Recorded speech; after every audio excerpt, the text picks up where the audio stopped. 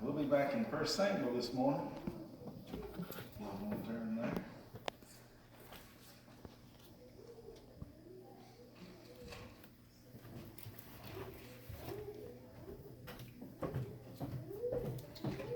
First Samuel chapter 9.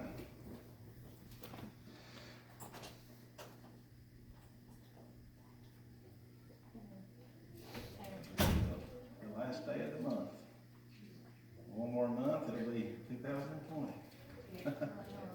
1 Samuel chapter 9. Where we're at this morning. And if it's wood, let's bow our heads and ask the Lord to bless this lesson today. Lord, we thank you, Lord, once again for allowing us to be in your house, Lord, for allowing us to gather together once again. We pray for the children, Lord, Father, and each and everyone that's here. That you'll bless the lessons, Lord. Bless the remainder of this service and the remainder of this day. In Jesus' name we pray. Amen. Amen. All right, 1 Samuel chapter 9. I'm going to start at verse 1. Read down to verse 5. It says, Now there was a man of Benjamin, whose name was Kish, the son of Abiel, the son of Zeror, the son of Etophrath, the son of, those are some hard words. I feel you, I guess, and a Benjamite, a mighty man of power. And he had a son whose name was Saul, a choice young man, and a goodly. And there was not among the children of Israel a goodlier person than he. From his shoulders and upward he was higher than any of the people. And the donkeys of Kish, Saul's father, were lost. And Kish said to Saul his son, Take now one of the servants with thee, arise and go seek the donkeys. And he passed through the Mount Ephraim, and passed through the land of Shalisha, but they found them not. Then they passed through the land of Shalem, and there they were not. And he passed through the land of Benjamites, but they found them not. And when they were come to the land of Zuph, Saul said unto his servant that was with him, Come, let us return, lest my father leave carrying for the donkeys, and take thought for us. And I know we, all through 1 Samuel here, a lot of things has changed pretty quick as far as the story goes, and moved along, I guess, pretty quick. Samuel was a boy, now he's in a big spot of responsibility. And but anyways, the people there came to Samuel, and Brother Gary started asking for a king. Said, "We don't, need you no more. We don't need God no more," in a sense. And they began to say, "Give us a king that we can worship, that'll fight our battles for us. And we don't want to be like we have been. We want to be like all the other nations. And we want to be just like them. We want to fight our battles like them. We want to worship our own gods like they do. And we just want to be like the crowd, I guess you can say. We just want to be like the neighbors or the neighboring nations." And the Bible said that, it sort of broke Samuel's heart, and it also broke God's heart in a sense. It made him mad, it made him angry, but it also disappointed Samuel in a way, because God had been so good to these people for many years. He had been so good to them for a long time, and now they're turning from God. And they're seeking out their own little religion. They're seeking out their own little leadership. And but anyways, God began to speak to Samuel. And in chapter 8, verse 1, he said, "And it came to pass, when Samuel was old, that he made his sons judges over Israel. Now the name of his firstborn was Joel, and the name of his second, Abiah. And they were judges in Beersheba. And his sons walked not in his ways, but turned aside after lucre, and took bribes, and perverted judgment. Then all the elders of Israel gathered themselves together, and came to Samuel unto Ramah, and said unto him, Behold, thou art old, and thy sons walk not in thy ways. Now make us a king to judge us like all the nations.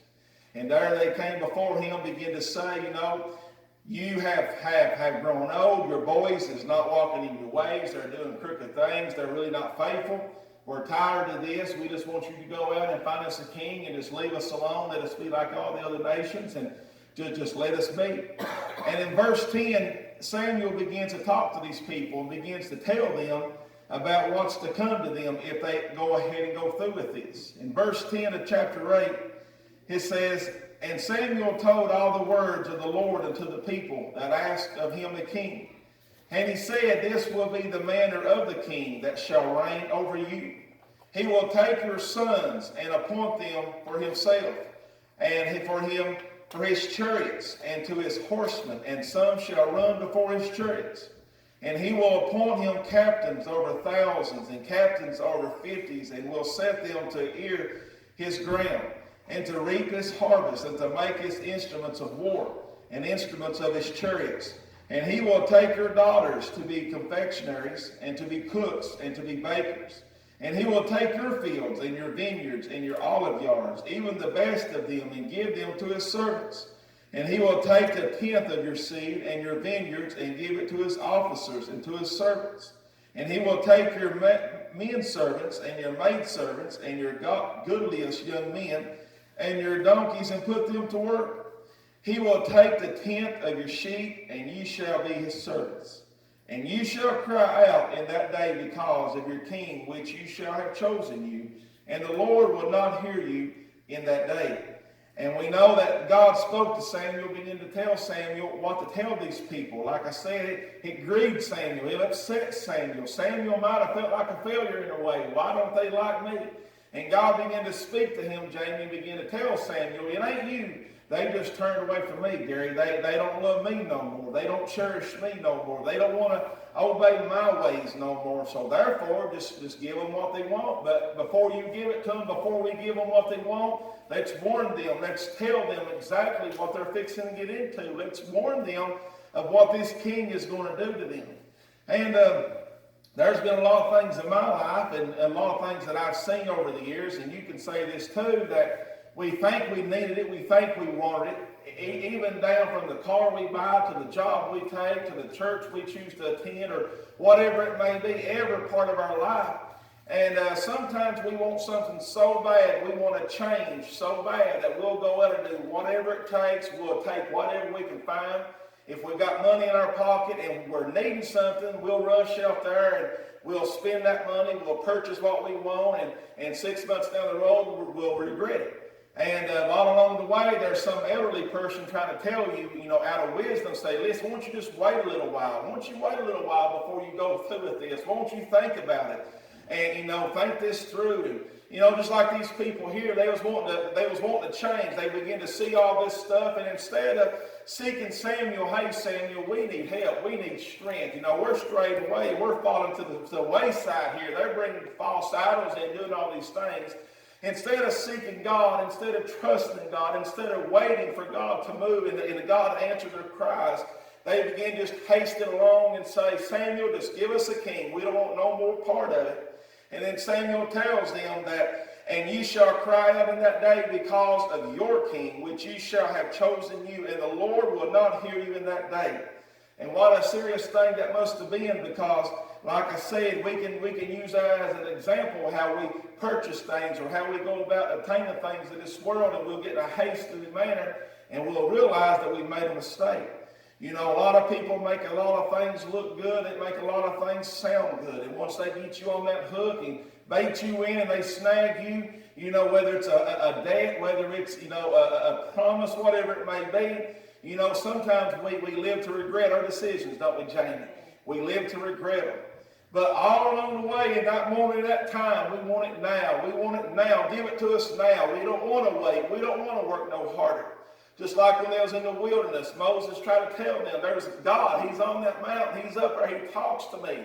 But no, make us a golden calf, make us all this false stuff. We want something now. We ain't got time to wait on your God, Moses. We ain't got time to continue to walk through this desert. We ain't got time for all that. We must be comforted now. We must obtain some kind of satisfaction now. We must go about our own way. If you ain't going to do it for us, I'll do it myself.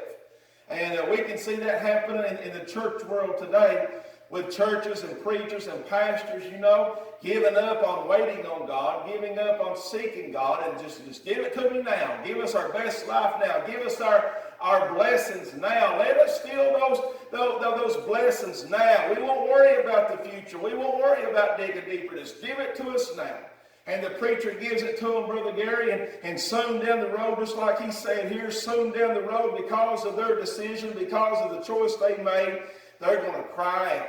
They're going to be in a desert place. They're going to be in a hungry situation. They're going to be in a place where they're prone to be attacked by the enemy, and they're going to find themselves weak and empty and naked and wretched and poor, and they'll soon cry out to a living God. And we believe here today that, if we cry out to God, that He will hear our cries. But if we continue to push God and we continue to turn from God, we know that's a very serious thing. And then we see them here.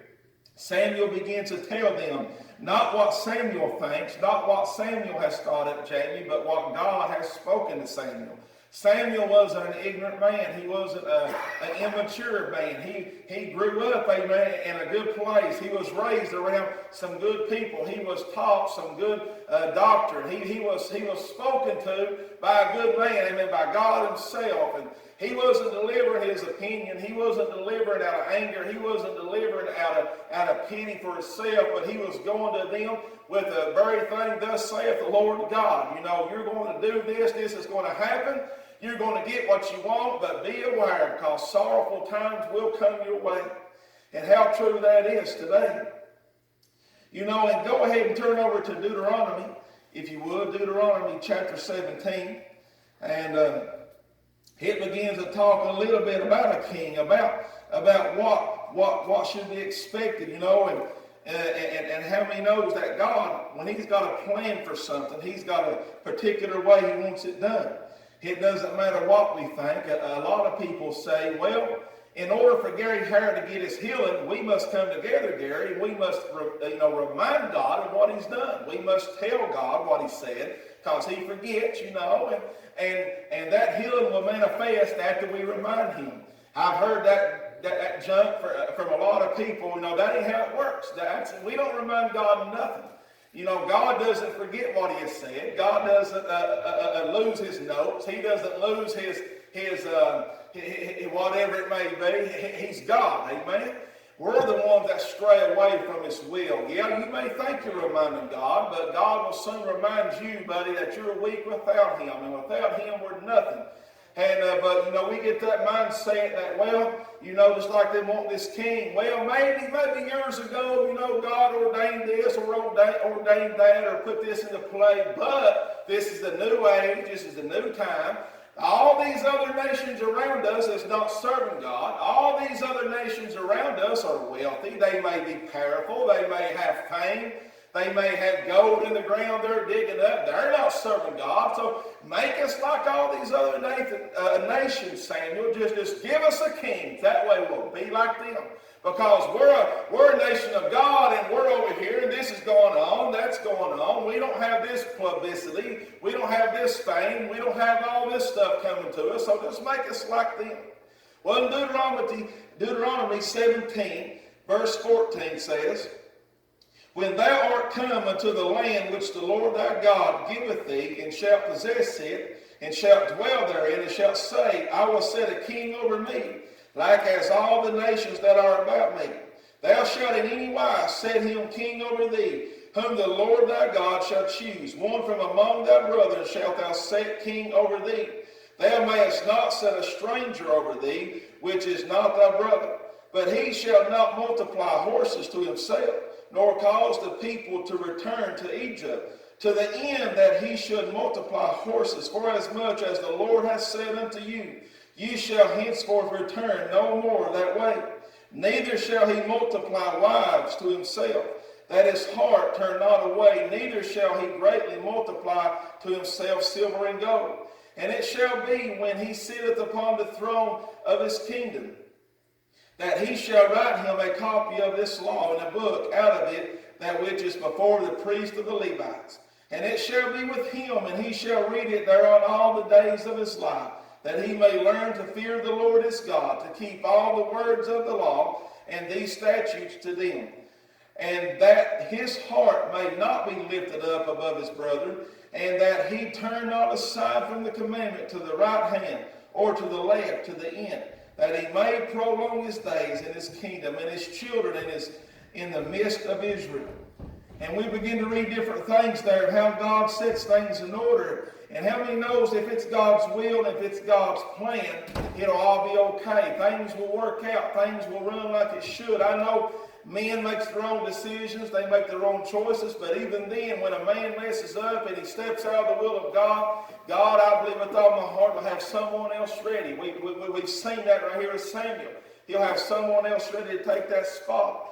But he begins to talk about this one king. You know, he ain't going to lift himself up. He ain't going to multiply all this stuff for himself. And, you know, we look what God told Samuel here, what this king's going to do. He's going to lift his own self up. He's going to be prideful. He's going to be boastful. He's going to take their gold, their silver, their land, and he's going to increase himself, and he's going to decrease them. He ain't going to want them. He ain't going to love them. He ain't going to cherish them.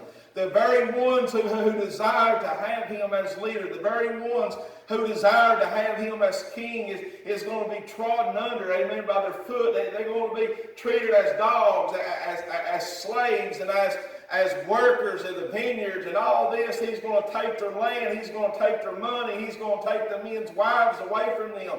He's going to take their little beautiful daughters and stick them in the kitchen somewhere to bake for the kingdom there, to be workers.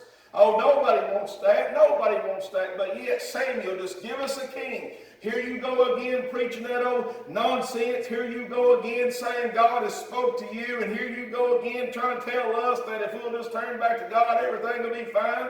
Here they are all hearing all this stuff. And they go right on through with the plan. And that they still want what they want. And all the pretty much of a pleading of Samuel, please don't do this. You know, listen, this is going to happen.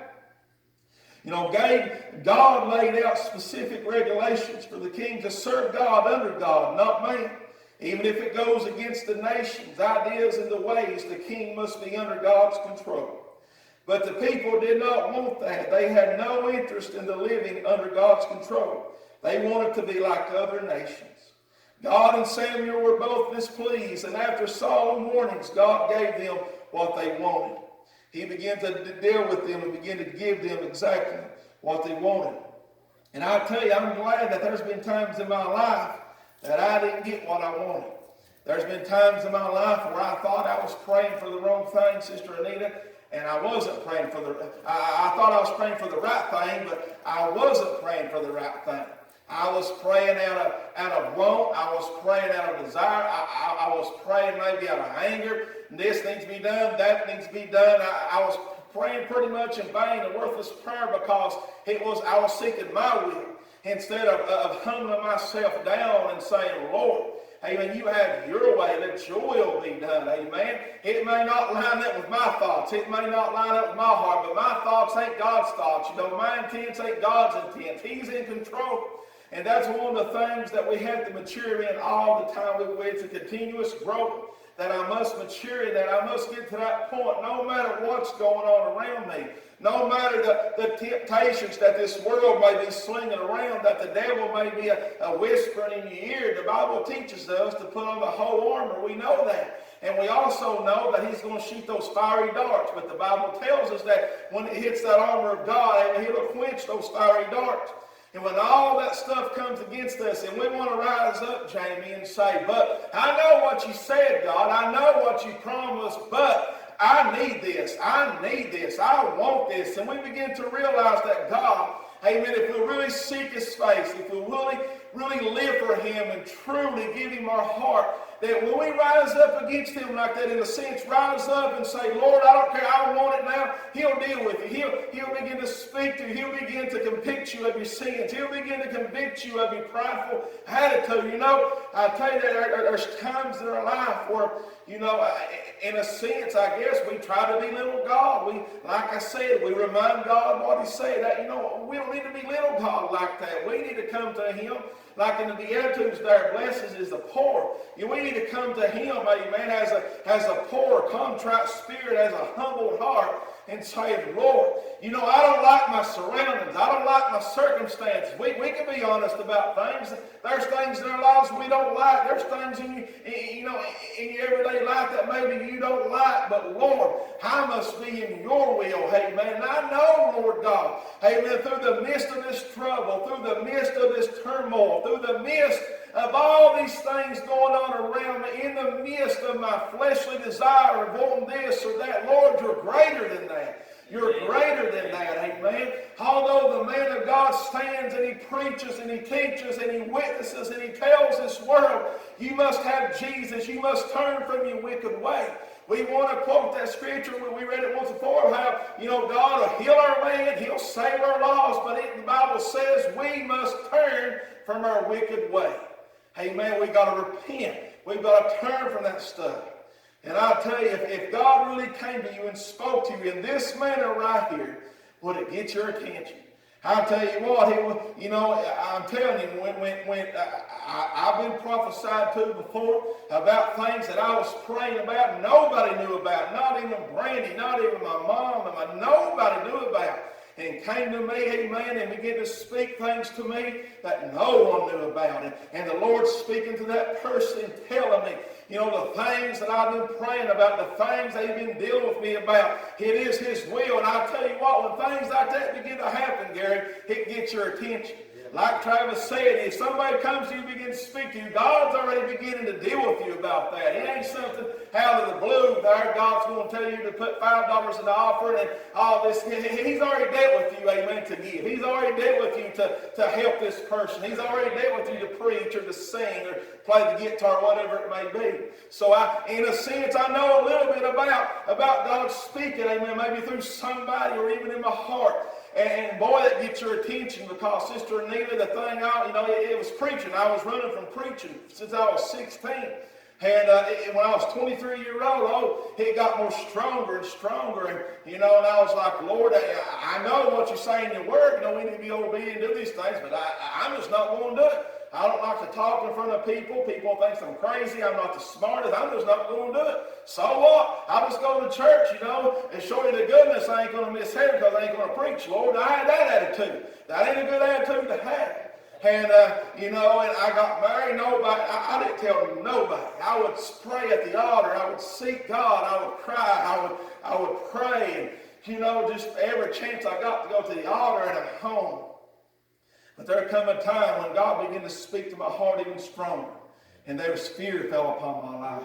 And I tell you what, I always tell this testimony. I worked in Berea, and I would come home up Big Hill, and the moon would be out, it'd be dark. And I don't know why that just got my attention, but I would look at that big moon sitting out there above those mountains, that big valley there, and that moon was hanging out there, and fear would hit me. And the very first thing came to my mind, preach. And the whole way home, I just worry myself to death. I need to do it. But that night I went to a church, and someone, through God prophesied to me about the very thing God was dealing with me with. I didn't want to do it.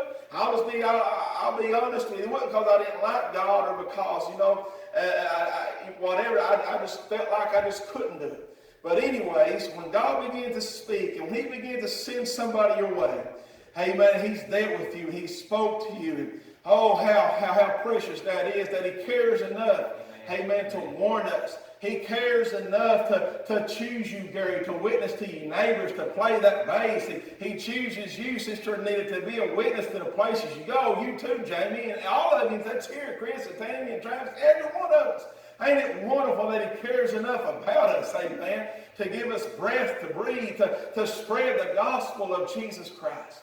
It's a wonderful thing. And here, he loved these people. He began to deal with them. Samuel warned them. Samuel tell them sorrowful times is going to come their way because they're departing from the love of God. And verse 3 says, that they're beginning to look for these donkeys. Verse 3, the donkeys of Kish, Saul's father, were lost. And Kish said to Saul, his son, take now one of the servants with thee, arise and go seek the donkeys. And he passed through the Mount Ephraim and passed through the land of Shalish, and they found them not. Then they passed through the land of Shalem, and there they were not. And he passed through the land of the Benjamites, but they found them not. In verse 5, and when they were come to the land of Zuph, Saul said to his servant that was with him, come, let us return, lest my father leave caring for the donkeys, and take thought for us. Here they are looking for a bunch of donkeys. I don't think Saul didn't know who Samuel was, and I don't think Samuel knew who Saul was. I don't believe they've ever met. I don't believe they've ever seen each other. And God's preparing a king for these people to satisfy their lust, and He is sending somebody their way. And they're looking for donkeys. They're looking for 2 or 3 little donkeys. donkeys, or how many, it might have been a whole herd of them, I don't know. I could just imagine him and that servant walking around day after day and night after night, tired and hungry, trying to find these daggone donkeys, trying to run these things around. No donkeys around, no donkeys to be seen, no sign of no donkeys, no townspeople have seen no donkeys. Where are these donkeys went? And just to think, all this right here is leading up with God leading them to meet Samuel, and Samuel to talk to them, and Samuel to deal with these people. And it says in verse 6 right here in chapter 9 of 1 Samuel. Verse 6 says, and he said unto him, behold, now there is in this city a man of God, and he is an honorable man. All that he saith cometh surely to pass. Now let us go thither, peradventure he can show us our way that we should go. And here this servant begins to speak to Saul and tells him, hey, there's a man of God in this city. And it says in verse 7, then said Saul to his servant, but behold, if we go, what shall we bring this man? For the bread is spent in our vessels, and there is not a present to bring to the man of God. What have we? And the servant answered Saul again and said, behold, I have here at hand the fourth part of a shekel of silver. That will I give to the man of God to tell us our way. Before time in Israel, when a man went to inquire of God, thus he spake, come and let us go to the seer. For he that is now called a prophet was before called a seer. Then said Saul to his servant, well said, come, let us go. So they went unto the city where the man of God was. And what a thing, I don't know. And all this world today goes to psychics and goes to all this palm reading stuff, trying to find their futures. But imagine somebody telling you, say, listen, you're looking for these donkeys? I know a man of God over there. You go to him and talk to him. He'll tell you where your donkeys are. That's some faith right there in a man. That's, I've had a lot of faith in some people of this world, Sister Tammy. You get sick, you call this man and woman up here. They'll help you pray. What's so important is they'll take time out of their day right then and there to bow their head, and they'll pray with you. Hey, man, it ain't just because there's something special. It ain't because they're A+ student of God. No, it's because they're dedicated to take their time to stop their world right then and there, because Anita's need that she is called for request prayer for is important. So thus, us as a body should suffer together. It should be important for us all. And to know that man and that woman is so faithful, amen, to stop their day, to help us find these donkeys. Imagine that, but I guess donkeys back then was a very valuable asset to have. I don't know. But here they are, and the servant said, I know a man. There is a man in the city. And he says, let's go find him. And in verse 2, he begins to talk again about Saul. He said he was a choice young man, which means he was of a very good quality. He might have been smart. He might have been physically able to do things. He had good hand-eye coordination. He was just a good young man. He was more than just an average guy. He was probably strong. The Bible talks about him being tall. He was even handsome. He was a goodly man, which means he's handsome. He's tall. He's strong. And he's got abilities. He's got skills. He could have been in the military. He could have done this, a workman, whatever it is. He just counted that he's got. And the Bible begins to talk about this guy's son being all this. And then it says there in verse 11 of chapter 9, it says, and as they went up the hill to the city, they found young maidens going out to draw water, and said unto them, is the seer here? And he said, and they answered them, and said, he is. Behold, he is before you. Make haste now, for he came today to the city, for there is a sacrifice of the people today in the high place. And here they are, they're going to go see this man of God, begin to speak to him. And it says, let's move back up to verse 7 of chapter 9. He talked about his bread being spent. And then he said he had a fourth part of a shekel. And then 9, he said, let's go see this guy. Let's go talk to him. And finally over here in verse 13, it says that as soon as you be come into the city, you shall straightway find him before he go up to the high place to eat. For the people will not eat until he come, because he doeth bless the sacrifice. And afterwards they eat that be bidden. Now therefore get you up, for about this time you shall find him. In verse 14, and they went up into the city. And when they were come into the city, behold, Samuel came out against them, for to go up to the high place. Now the Lord had told Samuel in his ear a day before Saul came, saying, tomorrow about this time I will send thee a man out of the land of Benjamin, and thou shalt anoint him to be captain over my people Israel, that he may save my people out of the hand of the Philistines. For I have looked upon my people, because their cry is unto me. And when Samuel saw Saul, the Lord said unto him, behold, the man whom I spake to thee of, this same shall reign over my people. Then Saul drew near to Samuel in the gate and said, tell me, I pray thee, where the seer's house is. And Samuel answered Saul and said, I am the seer. Go up before me into the high place, for you shall eat with me today. And tomorrow I will let thee go, and will tell thee all that is in thine heart. And imagine these boys just walking around. Saul's a big, tall, goody-looking man, and he's got his servant with him. I don't know what his servant looked like, but I'm sure his servant wasn't dressed like Saul. And here they go up to the seer, Brother Gary, looking for these donkeys. Have you seen my donkeys? And to read about Samuel here, that he said the day before God spoke in my ear and telling me about this Benjamin that's going to come, and he's going to be the king over my people Israel. And to know that Samuel, amen, had a relationship with God so strong and so close that when God spoke yesterday, that he knew today it was going to happen. It's almost like that story of that woman praying for rain, and she shows up at the prayer meeting with an umbrella. She knows that God's going to come through. She's got faith.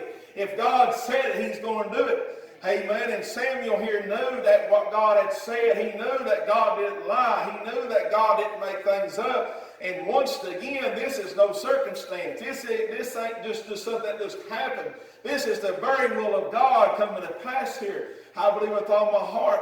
They begin to cry for a king, and Samuel begins to talk to God, and God said, well, let's just give him a king. So God went out and started preparing him a king and sent Saul looking for some donkeys, and Saul comes to this place, and the servant says, I know a man not of Belial. I know a man, he ain't of witchcraft, he ain't of palm reading, he ain't a wealthy man, he ain't a rich man, he ain't built upon his wealth, he ain't built upon his popularity. He's a man that's built upon God, that's led by God and controlled by God. He's a man of God. And I can just imagine the small talk between him and Samuel or Saul. Saul, if we could only get to that man, I'm telling you, Saul, he'll help us. I've heard of God. I've heard of that man. I've heard of God that he prays to. He's done this and he's done that. I've heard these things, Saul. I believe with all my heart, if we can just reach that man of God, everything's going to be all right. I don't know what all the small talk was. I understand there was more talk than what the Bible spoke here. There's a lot of small talk between them two. I can just only imagine that. And maybe Saul at first was like, buddy, you're crazy. We're looking for donkeys. You going to go to some prophet and say, where's my donkey? But Saul, you need these things. Let's go talk to this guy. And how amazing God is, and how wonderful God does things, and how perfectly he orchestrates this whole world, this whole mindset, the whole universe. Everything just flows into place. And even yourselves, you can witness to this, and you can testify to this, that 20 years ago, you can think back and begin to put everything in piece to piece, step by step, to where you're at today. If this hadn't happened, if this, didn't come my way, or this opportunity didn't come, and I took this opportunity to get to this opportunity, you can look back and just watch the program of life just put itself together. Once you begin to trust in God, once you begin to believe in God, you begin to see everything unfold. And we can look back in our past and see that, Gary. We can see all those things happen. God has a plan, amen. And there's been a few times in my life that I've tried to throw a stumbling block like these people did, but thank the Lord he dealt with me, amen. He began to speak to me, just like Brother Travis was talking about Brother Clendenin saying, I believe it was that didn't have room for you at the time to be a missionary. But now look where he's at now. You know, he's fixing to head back out. And, you know, you just look at those things and how God moves in your life, Sister Anita. Well, how he puts you in a spot, amen, to touch your family, to be a witness and a light. My God knows what he's doing. Amen. He knows exactly what he's doing. And here's Saul meeting Samuel, amen. And Samuel begins to tell him, well, boys, I tell you what, just come on up here to this place here, let's eat. And tomorrow I'm going to talk to you and just give you my heart and speak to you here of what I've received, amen, from my God. I'm just going to talk to you. And Samuel knows in the back of his head, you know, Saul's fixing to get a heavy load laid on his shoulders. You know, Saul's fixing to take a position here. He may not want it, I don't know. You know, but God, like I said, he's got a plan here. He's going to take care of these people's needs. He's going to satisfy their little want there. But yet, sorrowful times is soon to happen eventually. And Saul is only looking for his father's donkeys, but is about to learn God has a plan for his life at this point in time. And, you know, sometimes, I guess, in the human mind, God makes some crazy decisions, I guess, ways. If we look at it in the mindset of a human, right, we look at God and again, God, that's just crazy. But it ain't crazy. Amen. It's not crazy. You know, that's why people can look at a Christian and say, well, how in the world did that happen? Well, what in the world's going on here? Other than healings and just the everyday life, you can look at things and go, wow, God, who would have knew? You know, this would have happened. Who would have knew that would have took place? Who would have knew this person would have come up my driveway with a flat tire in their car, you know, whatever, and you witness to them, and they get saved, they give their heart to the Lord, or they come to church, or something else happens, and you're able to bless them somehow. And oh, how God moves. I tell you how he's a wonderful God. Amen. Everything that he deals with you, everything that he speaks to you about, you know, it's very important that we do.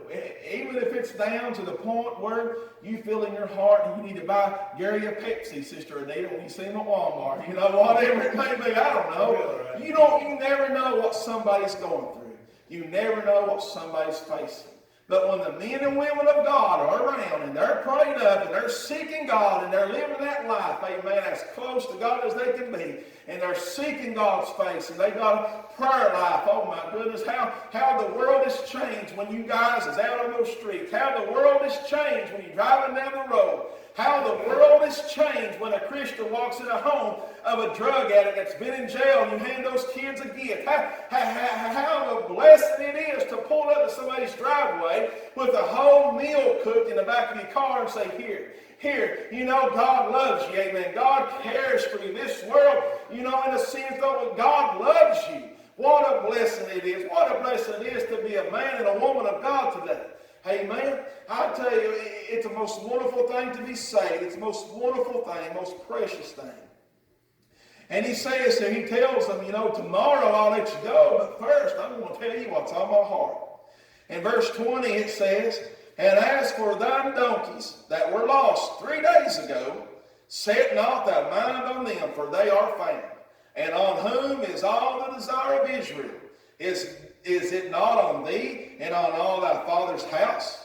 And Saul answered and said, am I not a Benjamite, of the smallest of the tribes of Israel? We're nobodies. And my family the least of all the families of the tribe of Benjamin?